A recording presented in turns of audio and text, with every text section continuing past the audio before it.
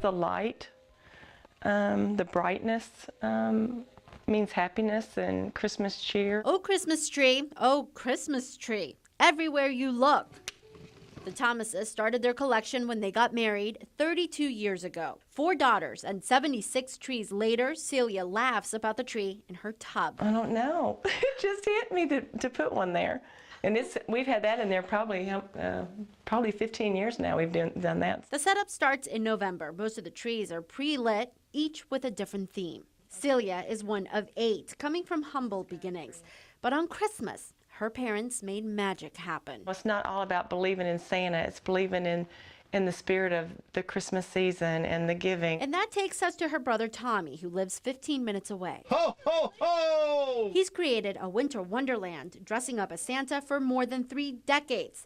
Every year, the family visits him in the shed he and his wife built. The wind almost tore all of it up this year, so we almost had to start all over. The extra cash from Christmas gigs goes right back into the Inflatable Decorations Fund. Adults, little kids, everybody gets a picture taken with Santa in that little Santa Claus house. It's been a while since this brother and sister made Christmas wish lists, but it seems that there's a part of them that still believes. At the home of the innocent, 16-year-old Lauren rides a specialized tricycle that gives her a form of exercise she may never have known if it wasn't for donations. What our kids are really looking for is hope, and community support helps them provide that hope. Community support helps us deliver the 84 different programs that we do here annually and helps keep those programs going every year. Robin Miller, Vice President of Resource Development, says monetary support has been coming in slower, but this year has been especially challenging because of the changes in health care. We rely on the community dollar to help us close the gap of what's not covered by the government. So if a child comes in here and we only get reimbursed up to a certain point, we're not going to compromise our care for our children. Over at the Center for Women and Families, their holiday push is also coming along slowly, but they're not worried. It's a shorter time period between Thanksgiving and Christmas this year. I think there was we had an extra week last year, so that probably plays into the fact that they're sort of coming in a little later. They're halfway towards their goal of buying $1,025 gift cards for their shelter clients. We serve 500 individuals through the gift card program. We have 100 individuals who will be in any of our shelters at any given time, and we're always full. The Salvation Army has seen better years for donations. While fewer children were signed up for the Angel Tree program this year, 1,000 more were left over at the end of the campaign than years past. The short shopping season is partially to blame. I think you can also factor in weather. That certainly hurt us in the last week, although we did see a nice little push those final couple of days over the weekend at the malls. We'll be heading right back to Thanksgiving after we get what we came to get. It was a long line at the Dixie Highway Toys R Us, but it was full of hope. I don't care if I'm first as long as I get what I came for. Meanwhile, up at the front of that line, I'm Sierra and I'm here to shop with my sister-in-law. Being first doesn't mean she's having fun. It's freezing. I'm freezing. I'm ready to go home. But not everyone was so cold. I said I'm going to go in the car first for a little bit. Cindy Washam and her sister-in-law took turns staying warm. How warm is it in there? It is 80 degrees in my car. Held over with refreshments. Coffee instead of water might have been good, but water is a nice gesture. Then it was finally time to open. Let's do it. The race was on. Would the items they came for still be in the store? That's in line. I was looking for the Monster High dolls, but they're all gone. Finding success or not, many weren't discouraged. Oh, yeah.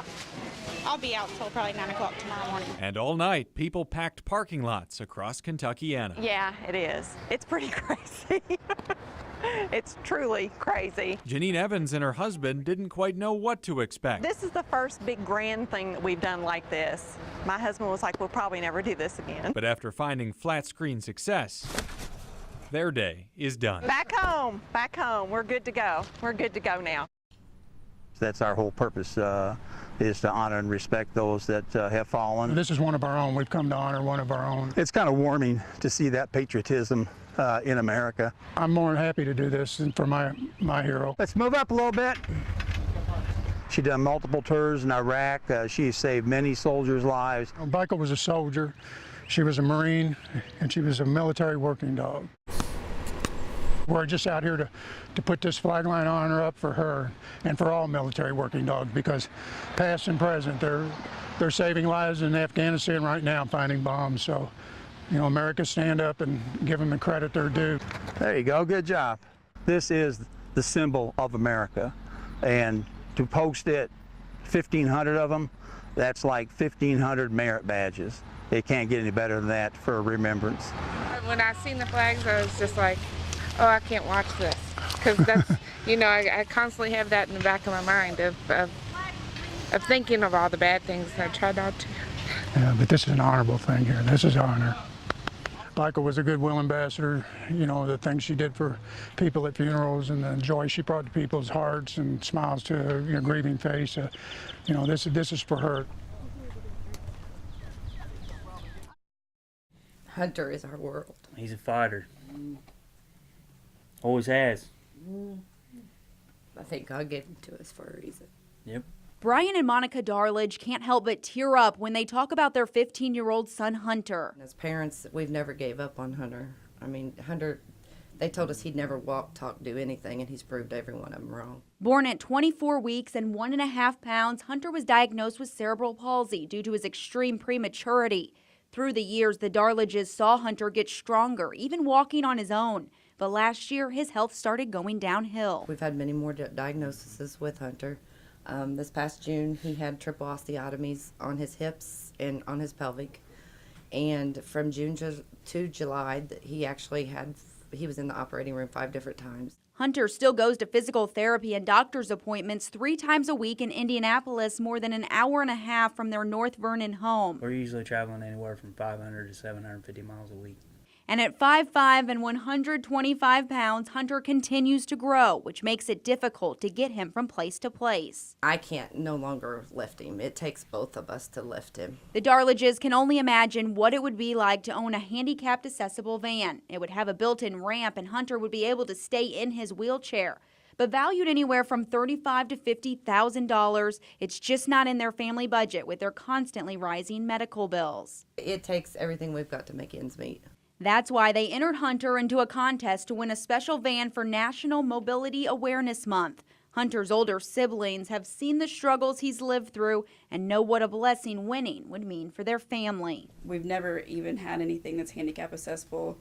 We've always had to makeshift something like a ramp and stuff like that. Hunter, of all people, I think deserves to win.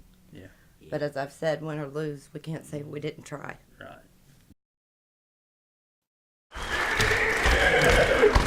With a mostly cane frame, handmade by 14 people, and weighing in at 120 pounds, Joey is nothing short of puppetry perfection. The way this show is put together with the puppeteers is so that people feel the passion, the heart. Part of the reason why the Broadway production of Warhorse, the story of a young English boy in World War I who loses his horse to battle, has won 5 Tony Awards and been a hit all over the world. Cast members explained to an audience at the Kentucky Center how 3 actors took on intense training to become the horse. The director wanted them to be able to emote emotion, and not that puppeteers can't, but actors combined with puppeteers can do that much more. They have every movement down, including a 6-count gallop. Controlling the leather ears with bicycle brake cables, the first actor is stationed at the head. The neck is flexible, created from carbon fiberglass. Actor 2 is placed at the heart to control breathing and the animal's front legs. The final actor in the hind operates the back legs and tail. For months, the National Theatre worked with the Handspring Puppet Company in South Africa to create the horse and its stage magic. Leslie Broker, the president of PNC Broadway Louisville, saw the show at Lincoln Center and decided Warhorse had to ride into town. There was no question in my mind that Warhorse belonged in Louisville. Warhorse celebrates the Kentucky Center's 30th anniversary in a place where horse lovers crown the animal king. To have a production of this quality to celebrate a magnificent theater in Kentucky, you know, who could ask for anything more? With spray-painted signs, overgrown weeds, and crumbling ceilings, it's clear the Old Portland Boys and Girls Club is in need of some TLC.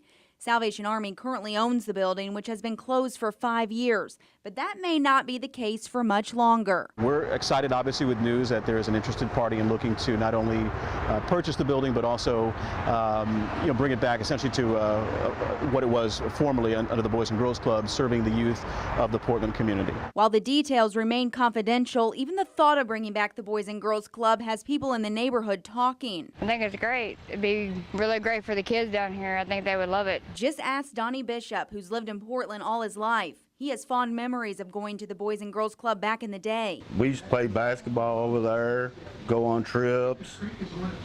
I mean, just about a little bit of everything. Even his son used to go before it closed its doors. He used to be a member over there, but when they closed it down, he mostly just stays in the house now. Bishop thinks the club would be a positive outlet for children and a way to keep teenagers out of trouble. Get these kids off the street, give them something to do. There's, a lot of dangerous things out here down in Portland nowadays. Now it's just a matter of waiting for the details to pan out. It's a positive step, no question, and we continue to work through that, and we'll see where that goes.